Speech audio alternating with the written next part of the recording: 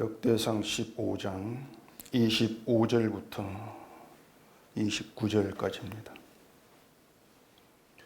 이에 다윗과 이스라엘 장로들과 천부장들이 가서 여호와의 언약궤를 즐거이 메고 오벳에돔의 집에서 올라왔는데 하나님이 여호와의 언약궤를 맨 레위 사람을 도우셨으므로 무리가 수송아지 7마리와 순양 7마리로 제사를 드렸더라. 다윗과 및 궤를 맨 레위 사람과 노래하는 자와 그의 우두머리 그나냐와 모든 노래하는 자도 다 세마포 겉옷을 입었으며 다윗은 또 배 에봇을 입었고 이스라엘 무리는 크게 부르며 뿔나팔과 나팔을 불며 재금을 치며 비파와 수금을 힘있게 타며 여호와의 언약궤를 메어 올렸더라. 여호와의 언약궤가 다윗성으로 들어올 때에 사울의 딸 미갈이 창으로 내다보다가 다윗 왕이 춤추며 뛰노는 것을 보고 그 마음에 업신여겼더라. 아멘. 기도하겠습니다. 하나님의 말씀이 우리에게 증거하는 하늘의 그 내용, 하나님의 일하심들이 우리의 심령 깊숙이 남아있기를 원합니다. 그저 우리가 안다 생각하고 지나치는 것이 아니고 과연 이 말씀이 우리를 어떠한 길로 이끄는가를 면밀히 바라보게 하시고 하나님이 이끄신 가운데에서 감사가 있는 저희가 되게 해주시옵소서. 예수님 이름으로 기도합니다. 아멘. 사람이 그 세상을 좀 살게 되면은 그 깨닫게 되는 이치가 하나 있습니다. 그것은 인생이 내 뜻대로 안 되더라. 이제 그것을 되게 다 알게 되죠. 그런데 누구나 다 인생 뜻대로 안 된다. 그걸 알게 되고 또 경험하며 살면서 뭐 그런 얘기를 한다 할지라도 인생이 뜻대로 안 되는 이유까지는 안다고 할 수가 없습니다. 단지 세상은 그냥 내 팔자려니 하고 체념을 하고 그냥 살아가는 거죠. 팔자가 그렇다. 그렇게 얘기한단 말입니다. 그런데 신자라면은 인생의 뜻대로 안 되는 이유를 좀 알고 계셔야 돼요. 여러분 알고 계신지 모르겠는데 이 성경은 우리에게 하나님께서 자기의 뜻을 세우시고 일하고 계신다는 것을 얘기를 하고 있습니다. 때문에 우리가 이 성경을 하나님 말씀 그대로 받아들인다면 우린 처음부터 인생을 내 뜻대로 살아갈 수 없는 자로 부름받았다. 그 사실을 알게 된단 말입니다. 하나님의 뜻 가운데에서 하나님의 뜻에 의해 부름받았으니까 하나님의 뜻이 있으니 그 안에 나의 뜻은 없다. 내 뜻대로 살 수 없는 인생이다. 그걸 알 수가 있는 것이죠. 하나님이 자기의 뜻대로 우리 인생을 사용하고 계신다. 그 사실이 인생이 우리 뜻대로 안 되는 이유가 된단 말입니다. 그렇기 때문에 이제 하나님께서 인생을 살게 하시면서 어떤 힘들고 또 눈물이 있는 그런 상황을 만들어 거기에 집어넣으시는 것도 사실은 우리를 사용하신 하나님의 일이다. 우린 그렇게 얘기가 되는 것이죠.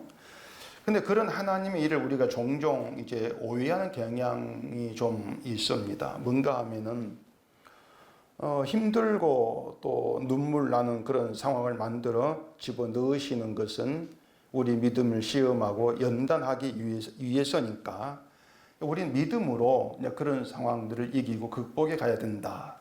이런 생각들을 한단 말입니다. 그러니까 어떤 그 상황을 극복을 하는 거, 그게 믿음이라고 하는 거죠.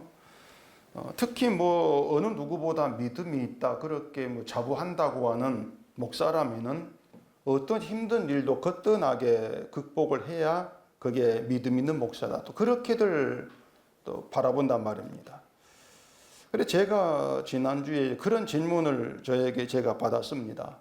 외국에서 오신 분인데 목사님은 힘들고 어려운 상황을 어떻게 극복합니까? 그렇게 저에게 물어요.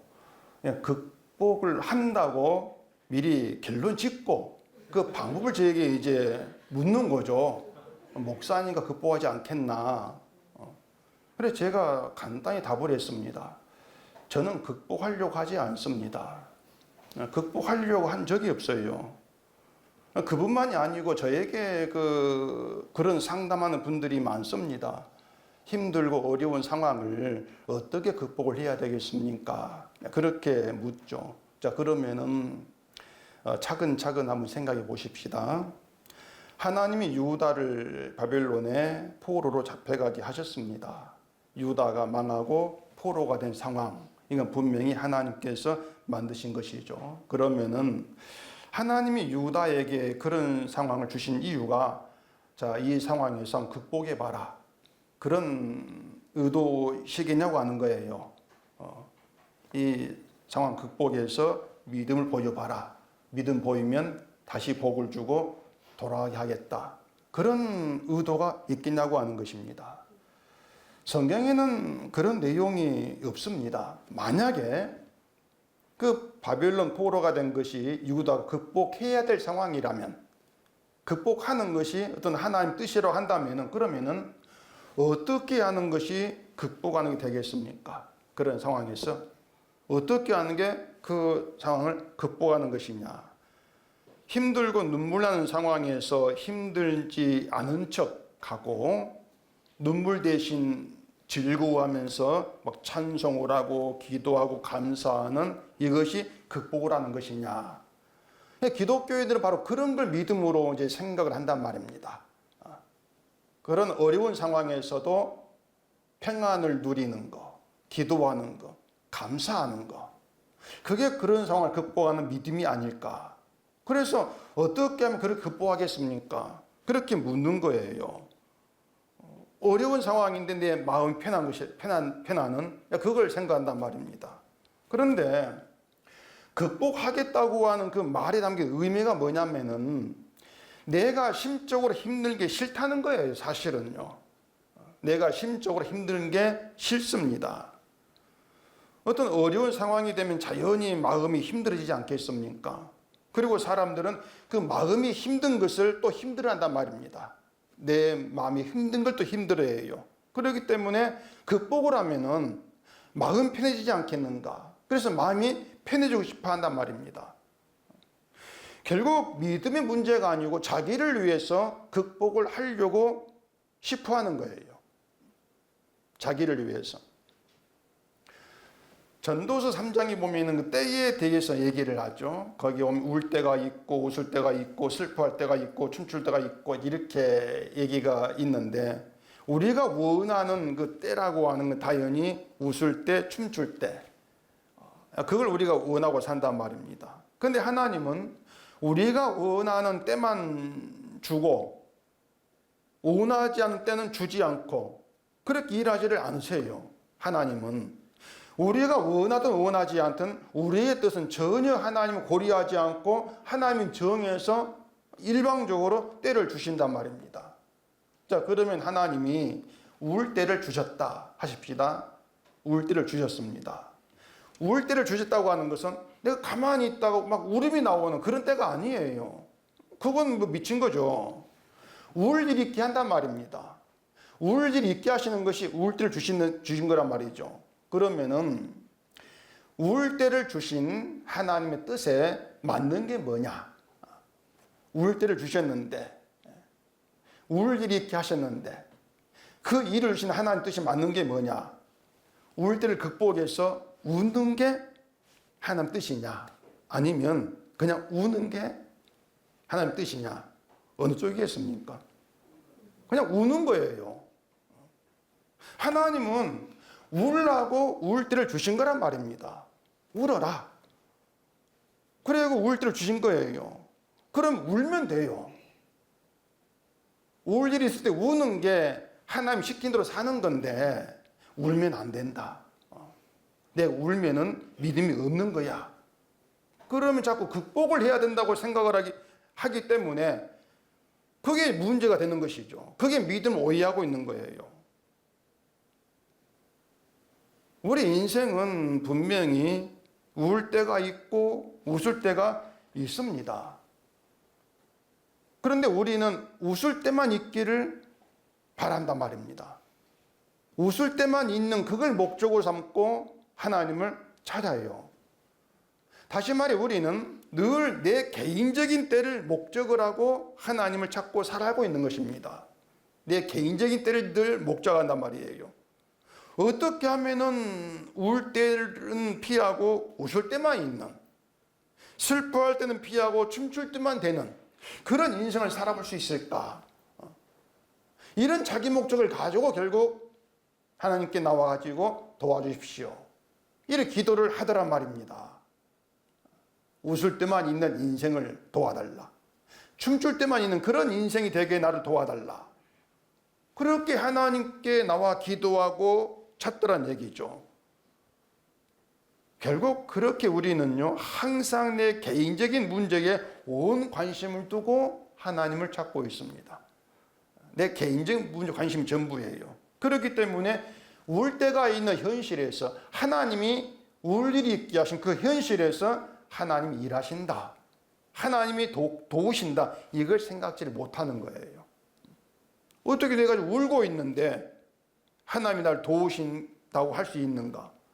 내가 울고 있는데 어디 여기에 하나님 일하심이 있는가? 그런 생각을 하게 되는 것이죠. 다시 말하자 모든 때라고 하는 것은 하나님이 있게 하는 겁니다. 하나님이 있게 하는 거예요. 울 때도 하나님께서 있게 하신 것이고, 그건 하나님이 일하고 계신다, 그걸 보여주고 계시는 거예요. 웃을 때만이 아니고 춤출 때만이 아니고 울 때, 슬퍼할 때, 그런 때라고 하는 것이 내가 원하지도 아니는데 막 주어지는 것, 그 가운데에서 하나님이 일하시는 것이구나, 이걸 생각하게 하는 것이죠. 그런데 우리는 항상 내 현실만 생각을 하기 때문에 그런 일 속에서 이미 하나님 일하고 계시는데 하나님 도와주십시오, 이렇게 사정을 하더란 얘기입니다. 그러다 보니까 하나님은 돕고 계시는데, 하나님의 도움 분명히 있는데 정작 도움 가운데 있는 우리는 하나님이 도우신다는 것을 실감을 못하죠.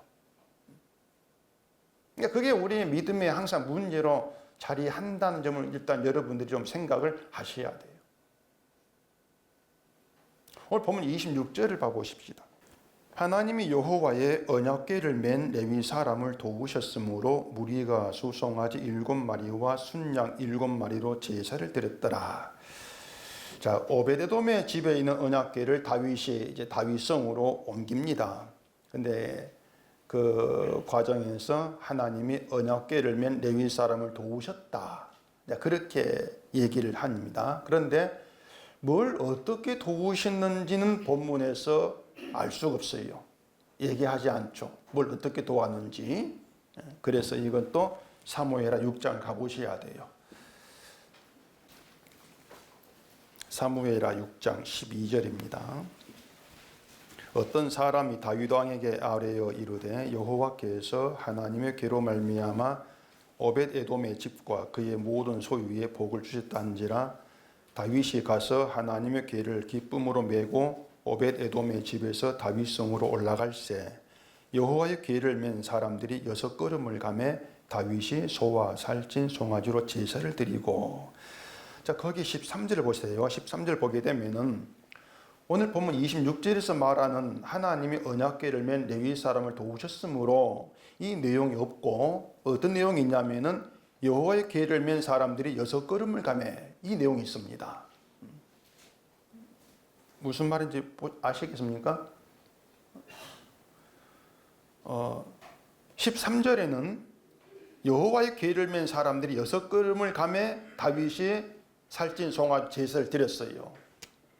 오늘 보면 26절에서는 6걸음을 갖다 이게 빠지고 하나님이 레위 사람을 도우셨으므로 제사 드렸다, 그렇게 되어 있단 말입니다. 그러니까 6걸음 갔다고 하는 것이 역대기에서는 레위 사람을 도우신 것으로 그렇게 바꿔서 얘기한단 말입니다. 그게 무슨 말이냐면은 궤를 맨 사람들이 6걸음을 갔어요. 메고 6걸음 간 것을 오늘 본문에서는 하나님이 레위 사람을 도우셨다, 이렇게 얘기를 하고 있단 말입니다. 6걸음 간 것을 하나님이 도우신 거 얘기한다는 얘기죠. 자, 그렇게 오면은 하나님이 도우심이 뭔가 좀 시시하는 생각이 들지 않냐고 하는 거예요. 6걸음 간 것이 뭐 그리 힘들다고 그걸 두고 하나님이 도우셨다 이렇게 얘기를 하고 있냐고 하는 것입니다. 여러분도 하나님께 뭐 도움을 구하는 기도를 해보셨을 건데 언제 도와달라고 합니까? 대개 언제 어느 순간에 뭐 거의 똑같죠. 내 힘으로 감당하기 어려운 일이 있을 때, 내가 감당하기 힘들어 그럴 때, 아니면 어떤 일의 결과가 불확실할 때, 불안할 때, 그럴 때 도와달라고 그러지 않습니까? 반대로 내 힘으로 충분히 할 수 있는 일에 도와달라는 말 안 합니다. 그렇잖아요. 그러면은 언제 하나님이 날 도우셨다 그런 생각이 들겠습니까? 뻔하죠. 내 힘으로 감당하기 힘든 일이 해결되었을 때, 어떤 일의 결과가 내 원한대로 잘 되었을 때, 그때 하나님이 도우셨다 그렇게 생각을 한단 말입니다. 하나님이 나를 도우셨다는 생각이 들면서 하나님이 함께 하신다, 하나님 나와 동행하시는 것이구나, 그런 생각을, 그렇게 어려운 게 해결되었을 때 그런 생각들을 하게 된단 말입니다.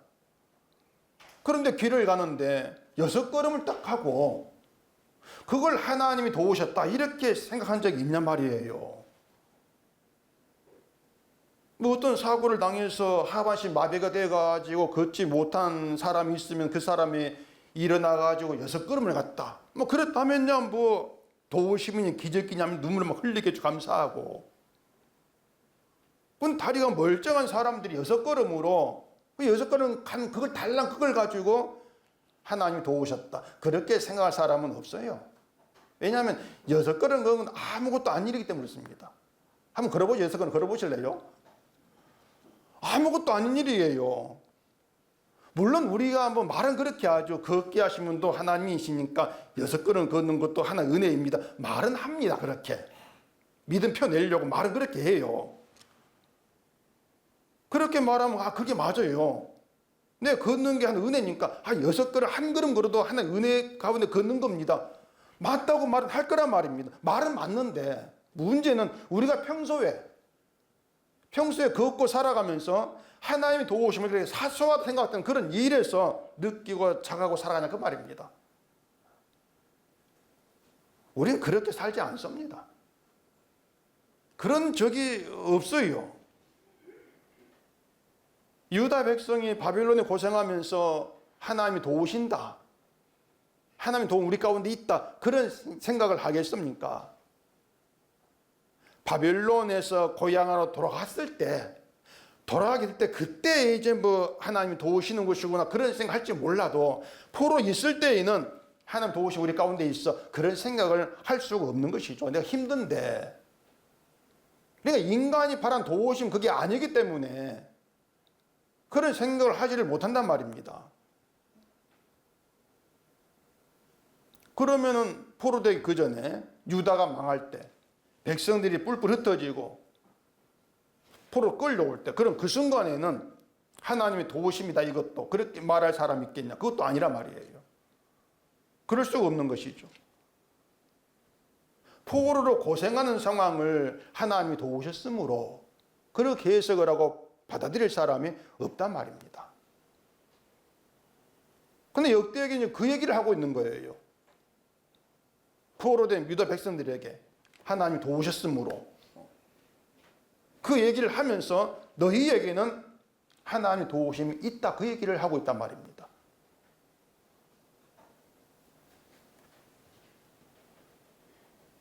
우리가 하나님의 도우심이라고 하는 것을 우리의 어떤 그 삶의 상황 좋고 나쁜 걸 따져가면서 그렇게 구별해서 우리가 받아들이게 되어지면은요, 하나님의 도우심은 있다 이렇게 되어질 수밖에 없어요. 그렇지 않습니까? 내 상황이 좋으면 도우심이 있는 것이고 좋지 않은 도우심이 없는 것이고 그렇게 왔다 갔다 할 수밖에 없지 않습니까? 그러니까 그런 생각들을 하는 게 우리의 문제가 된단 말이에요. 하나님이 하늘 어딘가 계시다가 내가 어려울 때 와가지고 도우신다. 그건 하나님이 아니고 우상입니다. 종교가 신을 그렇게 생각을 하고 있는 것이죠. 근데 하나님은 자기 백성에게 함께 하시고 동행하고 계시는 거예요. 동행하다가 하지 않다. 그게 아니에요. 계속 함께 하시고 동행하신단 말입니다. 그 말은 하늘 어딘가에 계시다가 우리가 도움 요청을 와서 도와주는 그런 신이 아니라고 하는 것입니다. 근데 사실 우리가 하나님 동행하신다, 함께 하신다 이런 말에는 익숙한데 현실에서는 굉장히 낯선 의미로 우리는 자꾸 이제 받게 되는 거죠. 힘들 때, 울게 하실 때 그런 상황에서 하나님이 동행하신다, 함께 하신다, 도우신다 그런 느낌이 전혀 들지를 않게 되어진다는 얘기입니다. 그래서 지금까지 말씀드린 것처럼 하나님이 도우신다는 것이나 뭐 동행하신다는 것이나 함께 하신다는 얘기들이 우리가 아무렇지 않게 사용하는 그런 말들임에도 불구하고 우리 현실은 우리가 정작 실감을 못한다. 그런 문제가 있음을 우리가 먼저 좀 감지를 해야 돼요. 그리고 그 이유가 뭐냐면 늘 하나님의 도우심이라는 거, 함께 하심이라고 하는 것을 내 개인의 삶을 가지고 확인하려고 하기 때문에 그런 것입니다. 개인적인 삶을 가지고. 그렇기 때문에 정말 아무것도 아닌 6걸음, 그 걸은 것은 하나님 도우심이라고 받지도 못하고 실감도 안 하는 거죠. 이거 시시한 거, 뭐 그런 도우심이 있나? 시시하게 그렇게 보게 될 수밖에 없단 말이에요. 자, 그러면은 6걸음 걸은 것을 하나님이 도우신 것으로 얘기하면서 제사하고 감사하는 그 이유를 찾아보십시다. 다윗이 궤를 오베데돔의 집으로 옮기는데 그 앞에 사건이 하나 있었지 않습니까? 궤가 본래는 아비나답의 집에 있었는데 그걸 오베데돔의 집으로 가게 된 사건이 있죠. 그게 뭡니까? 우사가 궤를 붙들어서 하나님 그를 죽인 사건. 그게 거기 있습니다. 하나님 우사와 궤를 붙잡았다는 것 때문에 죽여요. 그 일로 다윗이 개와 함께하는 걸 두려워하고 그 개를 오베돔의 집으로 보내버린단 말입니다. 다윗은 처음에는 하나님의 개가 나에게 함께하고 내가 그 개를 모시면 득이 될 거다. 그렇게 생각을 했는데 오히려 그 개 하나 만졌다는 것 때문에 우사가 저주를 받아 죽는다. 그걸 보면서 개가 오히려 저주가 될 수 있구나. 그런 생각을 하게 되는 것이에요. 결국 다윗은 우사의 죽음을 통해서 심판하는 궤, 저주해 버리는 궤, 언약궤, 그걸 다윗이 경험을 하게 된 거란 말입니다. 그래서 오베데돔의 집에 둔 것인데 하나님이 그 집에 복을 내리셨다. 그 말을 듣고 궤를 다시 옮기는 거예요. 그렇게 진노의 하나님을 경험한 다윗에게는 궤를 맨 레위 사람이 6걸음 옮겼다는 것이 그냥 평범한 일로 다가오지를 않는단 말입니다. 궤는 진노의 하나님인데 하나님이 진노를 보여주는 것인데 그 궤를 메고 진노를 안 받고 6걸음을 갔어 죽지 않고 그게 평범한 일로 다가오지를 않는 거예요. 그래 그것을 오늘 역대기에서는 하나님이 레위 사람을 도우신 것으로 그렇게 얘기를 하고 있단 말입니다. 인간의 죄가 들어있는 그 궤는 그 죄를 심판하는 하나님의 무서운 저주, 그걸 이제 의미를 하고 있는 것인데 레위 사람의 궤를 메고 6걸음 걸은 것은 하나님이 도우셨기 때문이다. 따라서 하나님의 도우심이라고 하는 것은 우리가 바라는 것처럼 내 개인을 돕는 게 아닙니다. 여러분의 개인 어떤 가정사, 여러분의 일들 도우심은 나타나지 않아요. 우사는 저주를 받았고 오베데돔은 복을 받았습니다. 그게 뭐 우사가 아주 악하고 오베데돔은 막 착하고 그런 게 아니에요. 우사가 한 일은 그냥 언약궤를 그 언약궤가 떨어질까 염려가 붙잡은 것밖에 없어요. 우사는 선한 의도죠. 언약궤를 내가 보호할래. 그게 전부란 말입니다. 우사로서는 그 귀한 궤에 대한 자기 마음을 보인 것이죠. 근데 하나님 우사의 그런 마음을 용납하지 않으신 거예요. 감히 인간이 하나님의 궤를 보호할 수 있다는 그 생각 자체를 용납하지 않으신 것이죠. 그게 저주의 이유가 된 거예요. 우리가 생각할 땐 별 아무것도 아닌 일이죠. 시시한 일이죠. 우리가 하나님 믿고 살아간다 할 때에도 내가 하나님을 위해서 뭔가 일을 해볼까? 그 생각들. 그게 사실 우사의 그 속성과 같다 그 말입니다. 아니 어떻게 악한 우리의 손으로 우리의 한 일로 우리의 행함으로 하나님께 영광의 일을 할 수 있겠냐 그 말이에요. 그 생각 자체가 악한 것이고 그게 저주받은 인간의 모습일 뿐이란 말입니다. 근데 우리는 그걸 알아채지를 못하죠. 내 선한 의도를 하나님께서 기쁘게 받을 것이야. 우리 그렇게 생각하지 않습니까? 그게 착각 가운데 있는 거란 말입니다. 그걸 우사의 그런 마음을 용납하지 않고 진노하고 저주한 것으로 보이시는 것이죠. 그렇다면은 그 우사의 사건 통해 드러난 게 뭐겠어요? 우리도 저주받자 그 말입니다. 우리의 속성 사고방식도 똑같은 거예요. 우사와. 그렇지 않습니까? 결국 하나님은 인간이 하나님을 위해 일하겠다고 하는 그 생각 자체를 안 받습니다, 여러분. 오히려 그걸 하나님은 악한 저주받을 그런 사고방식으로 그렇게 진노하고 심판해버릴 뿐이란 말이에요. 하나님을 위해서 일하겠다고 하는 마음 자체가 인간이 누구인가를 알지 못하는 겁니다. 하나님이 인간을 불러서 도구로 사용하신다는 현실을 모르는 거예요. 하나님은 내가 너를 사용할 땐 가만히 있어 그것인데 인간은 내가 일하겠습니다. 하나님 가면 계속 이렇게 나온단 말이에요. 그러니 그런 마음에서는 내가 뭔가 잘하면 하나님께서 내게 복을 주지 않겠는가 그런 삶의 방식들 그렇게 되어갈 수밖에 없는 거죠.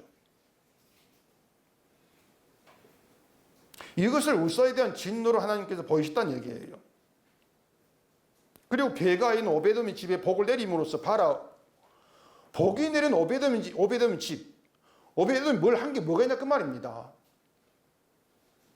오베돔은 그 집에 그냥 언약궤 들어온 것밖에 없어요. 아무것도 없어요.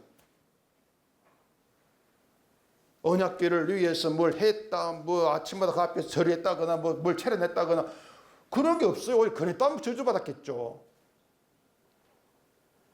언약궤가 있었을 뿐이고 다른 건 아무것도 없는데 그 집에 복이 내리더라.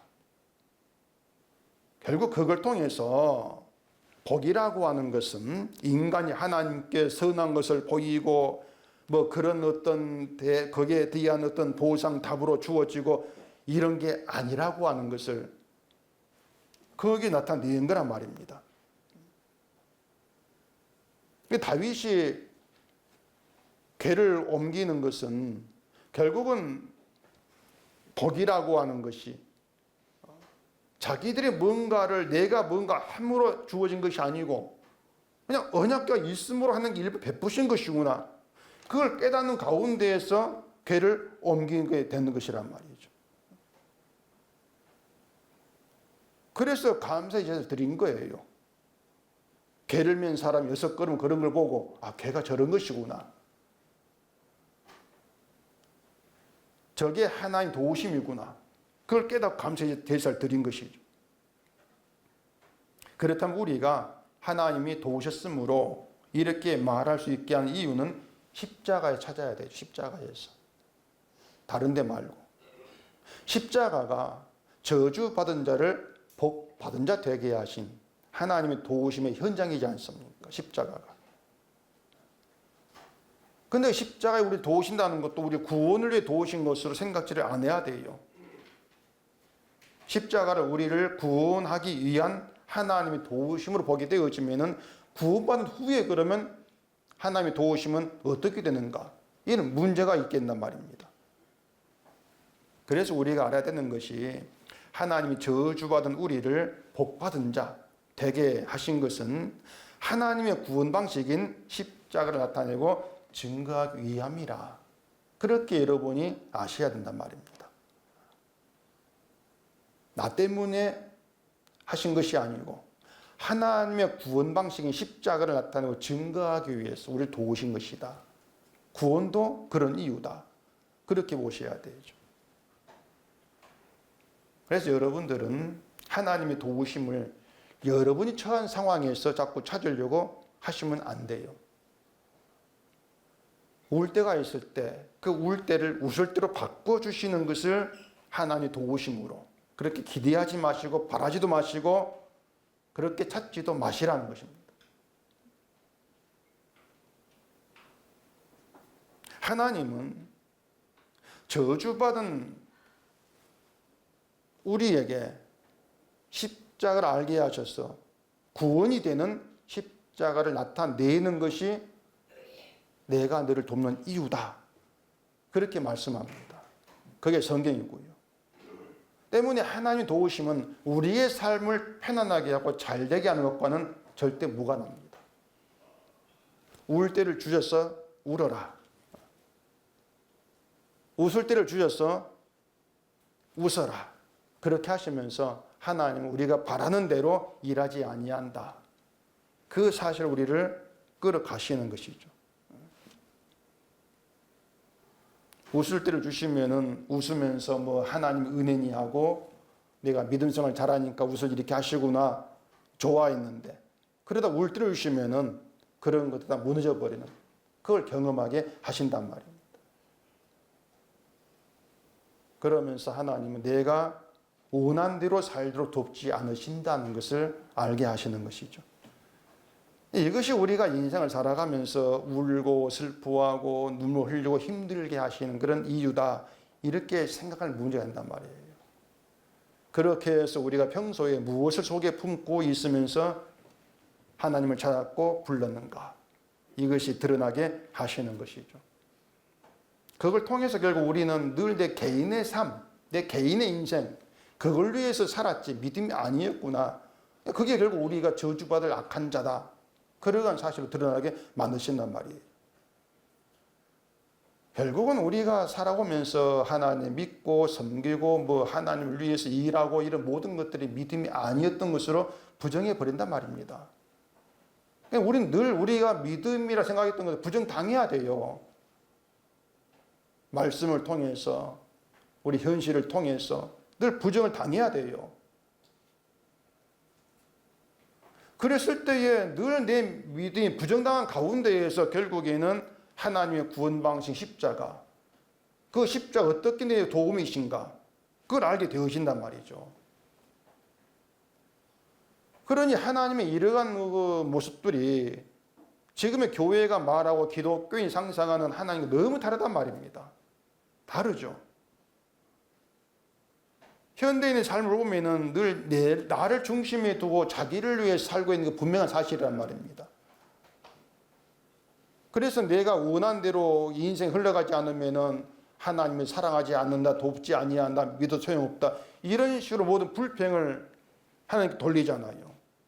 실제로 하나님이 도우시고 사랑하시고 여기엔 관심이 없는 거예요. 하나님의 사랑은요. 우리를 저주에 있게 하신 근본적인 이유가 된 죄, 그 죄를 제하에 없애버린 겁니다. 그게 하나님의 사랑이거든요. 우리를 저주 가운데 있게 하는 그 죄를 제하에 없애기 위해서 예수를 보내신 것이고 십자가 죽게 하신 것이 아니냐 그 말입니다. 그러니까 저주받음이 마땅한 우리를 좀 변화시켜서 좀 더 나은 인간 만들어가지고 저주에서 벗어나게 하신 것이 아니에요. 우리는 처음부터 끝까지 마지막까지 저주가 마땅한 인간으로 남겨지는 것입니다. 저주가 마땅하다 너는. 그 저주가 마땅한 상태에서 죄를 제하에 없애버리신 거예요.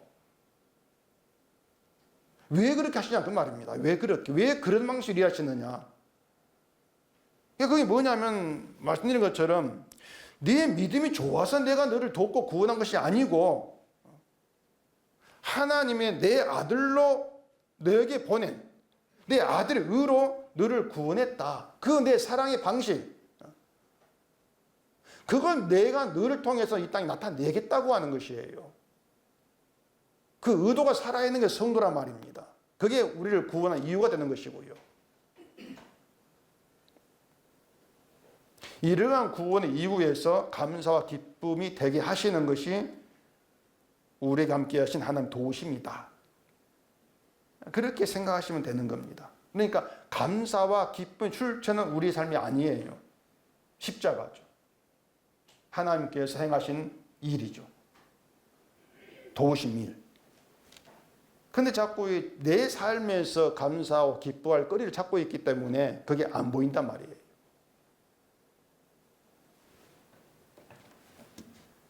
우리가 자꾸 내 어떤 개인의 삶에서 감사할 게 뭘까, 기뻐할 게 뭘까 찾게 되면은 그 감사, 기쁨 왔다 갔다 해요, 늘 왔다 갔다 합니다. 웃을 때는 감사 있고, 울 때는 감사 사라지겠죠. 그렇지 않겠습니까? 결국 그동안 거짓된 감사를 해왔다. 울 때가 있음으로 해서 너의 감사는 거짓된 것이었다. 그렇게 들통이 나는 거예요. 저에게 안부 전화를 하는 분들이 꼭 묻는 말이 뭐냐면 어떻게 삽니까? 이렇게 묻습니다. 꼭 그렇게 물어요. 어떻게 삽니까? 제 이제 상황 알고 묻는 거죠. 어떻게 사는가? 제 대답은 항상 같아요. 그냥 뭐 살기 한 대로 삽니다. 이렇게 말합니다. 살기 한 대로 살죠. 이게 무슨 뜻이냐면요. 하나님이 웃을 때를 주시면 웃고, 울 때 주시면 울고, 뭐 기뻐할 때 주시면 기뻐하고, 슬퍼할 때 주시면 슬퍼하고, 그렇게 사는 게 살게 사는 것이네, 그것이. 어려운 거 아니지 않습니까? 우리는 그렇게 살면 되는 거예요. 살게 한 대로. 하나님이 살게 한 대로, 살라고 하신 대로 살면 된단 말입니다. 그러니까 뭐 극복해야 되고 이겨내야 되고 인내해야 되고 그런 게 없어요. 여러분의 삶에는. 내가 극복하겠다고 하는 것은 하나님이 살게 한 대로 안 살겠습니까? 그 뜻이란 말입니다. 난 그렇게 못 살겠습니다. 난 웃고야 말겠습니다. 그럼 고집이겠죠.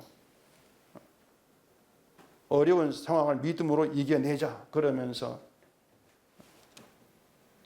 결국은 울 일이 있을 때 우는 사람 보면서 믿음이 약해, 믿음이 없어. 그렇게 나올 게 좀 뻔하지 않겠습니까? 울게 하셔서 사용하시는 하나님의 일이 있다. 그걸 알지를 못하는 거예요. 사람들은 그렇습니다. 내가 잘하면 그걸 믿음이라고 생각을 하는데 그게 믿음이 아닙니다. 그것은요. 결국에 믿음 아닌 다른 믿음이 속고 있는 결과가 되는 것이죠. 하나님은 우리 사정을 봐주며 일하지를 않습니다. 우리 사정을 하나님께서 생각하며 일하신다면은 하나님 주신 때에는 우리가 싫어하는 울 때, 슬퍼할 때가 없어야 되죠. 그게 우리를 봐주시는 것이죠. 아플 때 뭐 그런 거 주지 않고 그냥 기뻐하고 웃고 건강하고 그런 때만 잔뜩 태워주는 거. 그게 우리를 봐주시는 것 아니겠습니까? 근데 하나님은 우리를 위한 때를 주시는 것이 아니고 하나님 목적을 위한 때를 주신다. 하나님 목적을 위한 때예요. 모든 때라고 하는 것은. 그걸 좀 염두에 두셔야 돼요. 그래야 우리에게 주어진 그 때를 바르게 이해할 수 있다 그 말입니다. 갈라디아 4장 한번 봐보십시다. 갈라디아 4장 4절입니다. 때가 참에 하나님이 그 아들을 보내사 여자에게서 나게 하시고 율법 아래에 나게 하신 것은 율법 아래에 있는 자들을 속량하시고 우리로 아들의 명분을 얻게 하려 하심이라. 하나님이 아들을 보내신 것을 하나님의 때가 차서 하신 일로 이렇게 얘기하지 않습니까? 하나님이 때가 차서 아들을 보냈다. 그리고 그 아들을 율법 아래에 나게 하셨는데 그 이유를 율법 아래에 있는 자들을 속량하시고 그들을 아들 명분을 얻게 하기 위해서 하신 것이다. 이렇게 얘기를 한단 말입니다. 율법은요, 율법 아래에 있다는 것은 율법대로 살지 못한 자를 저주하는 겁니다. 저주 받은 자로 있는 것이 율법 아래에 있는 것이에요. 죄로 인해서. 저주 아래에 있는 자가 하나님의 아들이란 명분을 얻을 수가 없습니다. 자기 스스로. 저주 아래에 뭘 해가지고 하나님의 아들, 그런 거룩한 명분을 얻을 수 있겠습니까? 그런데 그렇게 저주 아래에 있는 자를, 율법 아래에 있는 자를 아들의 피로 죄를 속량하심으로 이루신 거예요. 이건 2000년 전에 이루어진 일이죠. 그러면 아들을 보내신 하나님의 때는 지금 우리에게는 이미 지나간 과거의 때라고 할 수 있냐는 것이죠. 그건 아니지 않습니까? 이걸 이해를 하지 못하기 때문에 예수님의 속량을 구워놓고 아들이라는 명분을 얻었으니까 이제 구원받은 값을 내야 되고 아들답게 살아야 되고 그런 생각들 하게 된단 말입니다. 그런 생각을 하면서 도대체 지금의 나의 인간됨으로 과연 우리가 구원의 값을 할 수 있는가? 그 생각을 안 해요. 과연 우리가 하나님의 아들답게 살 수가 있는가? 그런 생각들 너무 하지를 않습니다. 구원의 값을 할 수 없고 아들답게 살 수 없다는 인간됨을 생각지를 않는 거예요. 그러다 보니까 지금 뭐 조금 착하게 사는 걸 가지고 뭐 구원받은 값을 하고 아들답게 사는 것으로 이렇게 우겨버린단 말이에요. 율법 아래에 있는 자를 속량하신 것은 율법 아래에 있는 자, 저주받은 자들을 위한 속량이 아니고 우리를 위한 속량이 아니고 하나님을 위한 속량으로 생각하셔야 합니다. 하나님을 위한 속량이에요. 아들의 피로 죄를 사하신 하나님의 사랑을 나타내기 위한 속량이란 말입니다. 이해하시겠어요? 여러분을 구원해서 천국 보낼 그런 목적으로 속량하신 것이 아니고 아들의 피로 죄를 사하신 그 하나님의 사랑, 그 사랑을 나타내려고 우리의 죄를 속량하셨단 말입니다. 그게 하나님의 목적이에요. 그러면 오늘 우리가 속량 받았다고 하는 것은 과거의 십자가를 믿어주는 것으로 되는 게 아니란 말입니다. 사랑이 증거되려면 늘 내가 저주 가운데 있어야 되죠. 저주 아래 이제 늘 내가 발가 뛰어져야 되죠.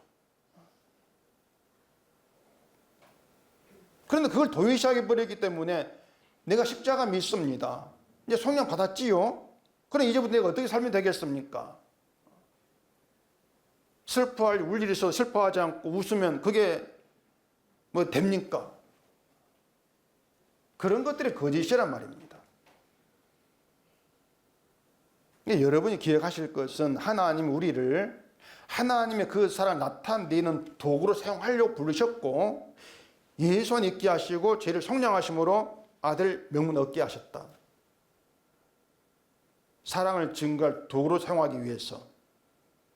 그 말은 저주 아래에 있는 자에게 있을 수 없는 일을 베푸신 사랑을 증거하는 게 하나님의 뜻이라 그 말입니다. 그 뜻, 그 목적을 위해서 우리에게서 계속 죄가 드러나게 하시는 것이고 그 죄를 보게 하시는 것이고 그래 맞아 내가 저주 가운데는 그런 자였구나 그걸 깨닫는 가운데에서 하나님의 사랑을 감당할 수 없는 은총으로 이렇게 알게 하신단 말이에요.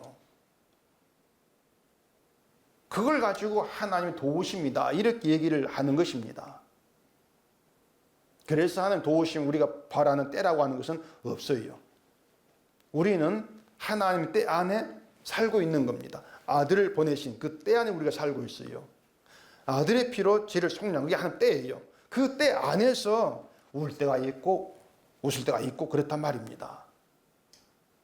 그러니 울고 웃고 이것은 예수 안에서는 아무것도 아니란 이런 뜻이죠. 그냥 우리의 때라고 하는 것은 너는 저주받는 게 마땅해. 그걸 드러내는 용도일 뿐이에요, 그냥. 저주가 마땅한 우리가 예수의 피로 죄가 속량되었다는 이것이 우리 인생의 놀라운 신비의 사건으로 자리하게 만드신단 말입니다. 그게 하나님 도우심이죠. 그래서 하나님 어떻게 살게 하시든 어떤 때를 주시든지 간에 우리는 예수 안에서 죄를 속량된 자로 살고 있습니다. 죄가 속량된 자. 이걸 우리가 보지를 못하기 때문에 늘 행복하고 즐거운 내 인생을 위한 하나님의 도우심. 우리는 그렇게 이제 늘 바라게 되는 것이죠. 그런데 그런 도우심은 없다. 그렇게 돕는 하나님이 아니다. 그런 하나님은 우상이다. 그게 성경 이야기입니다. 그래서 도우심을 구하려면요, 십자가보다 내 인생에 관심을 두고 살아가는 나를 도와달라. 이렇게 해야 되겠죠. 그러면 하나님이 그래 도와줄게. 나의 도움이 너에게 있어. 그러시면서 예상하지 못한 때를 주셔가 울게 하시고 슬퍼하게 하시고 그러면서도 그런 나에게 예수님의 속량은 도무지 감당할 수 은혜로 다가오게 하시고 그게 감사가 되도록 만들어내시는 거예요. 그런 도우심을 우리가 생각을 해야 한단 말입니다. 그럼 우리는 하나님의 도우심에 들어있는 거죠. 괴를 맨 레위 사람이나 바벨론 포로로 가던 유다 백성이나 심판을 받아야 된 인간이라는 것, 그거 말고 달리 말할 게 없습니다. 똑같은 인간들이죠. 조상 대대로 하나님 믿었다거나 봉사했다거나 그런 말들이 의미가 없는 거예요. 그런 자가 괴를 메고 6걸음 걷는 것, 또 유다 예루살렘 돌아오는 것, 이 모든 것이 하나님의 도우심 안에 있는 벌어진 그런 일들이라고 하는 것이죠. 심판이 당연한 자를 죄를 덮는 어린 양의 피로 인해서 심판하지 않는다. 그게 도우심이에요. 그 도우심의 감사가 26절에서 수송아지 7마리와 순양 7마리 제사를 드렸다. 이렇게 이제 표현되고 있는 것이죠. 언약궤를 맨 레위 사람을 도우신 것을 레위 사람 때문이 아니고 그 궤가 드러내고 있는 제물의 피 때문이다. 그걸 제사로 나타내는 그 감사를 피가 있는 제사로 나타내고 있는 것이죠. 저주받은 우리가 하나님의 아들 된 것은 우리에게 죄를 사하신 예수님의 용서의 능력이 시작되었다. 그 뜻이란 말입니다. 그러니까 성도라고 그래요. 예수님의 용서의 능력이 시작되었고 그 용서의 능력이 마지막까지 그 붙들고 있는 것, 그게 성도라고 하는 것입니다. 때문에 성도는 울어도 웃어도 실패해도 기뻐해도 하나님 도우셨다. 감사가 나오게 되는 거예요. 예수 안에서. 여기에 신자로 누리는 자유함이 있지 않냐 말입니다. 그러니 인생이 마음에 들지 않는다고 하나님 찾으면서 도와달라 할 필요가 없는 거예요. 이미 예수를 보내신 것이 도우신 것이고 저주받아 우리 도우신 것이고 예수와 있게 하신 것이 하나님의 도움 안에 우리를 집어넣고 있는 거죠. 결국 살아도 죽어도 하나님 도움 안에 있는 것, 그게 성도란 말입니다. 근데 그런 도우심이 성이 안 차죠. 여러분들에게는 사실 성이 삽니까? 지금 성이 안 차잖아요. 시시하지 않습니까? 뭐 그게 도우심이라고. 아마 집에 웃을 거예요. 나는 그런 도우심 안 바래. 그런 반응을 보인 사람이 있어요. 29절에 본문에.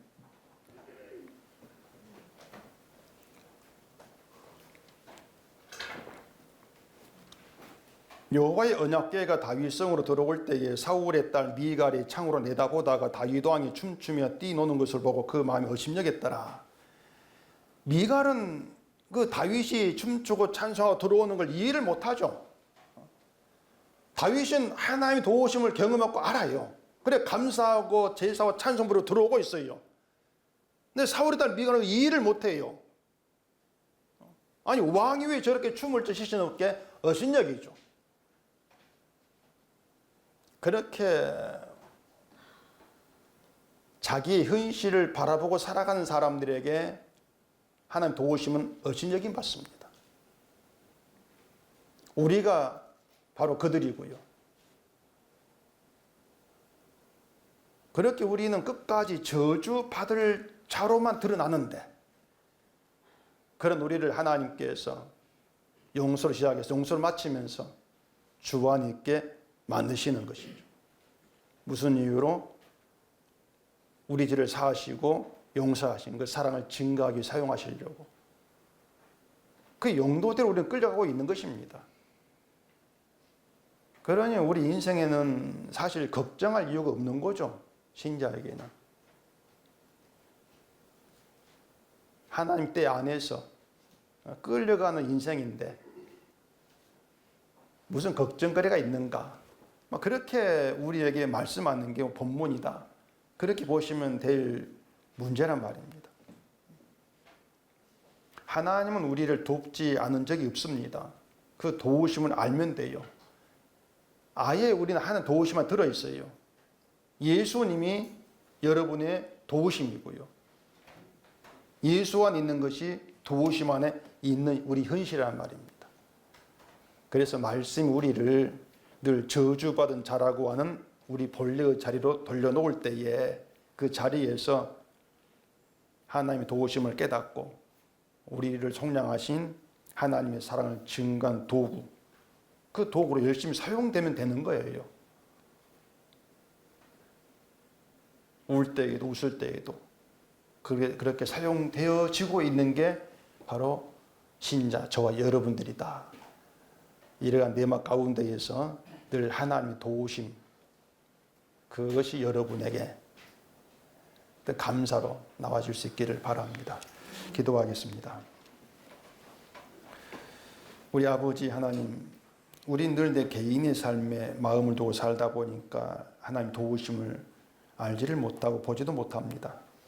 늘 힘들 때, 울 일이 있을 때 도와달라 이렇게 나오지만 이미 하나님은 우리를 예수 안에 있게 하시고 하나님의 도우심 안에 있게 하신 것임을 말씀을 통해 깨닫게 되어집니다. 저주받은 자에게 도우심은 예수 그리스도이십니다. 주님만이 사나 죽으나 우리 도움이 되게 하시고 그 도움 가운데에서 주가 하신 그 일이 감사로 나와줄 수 있는 저희가 되게 하시옵소서. 예수님 이름으로 기도합니다. 아멘.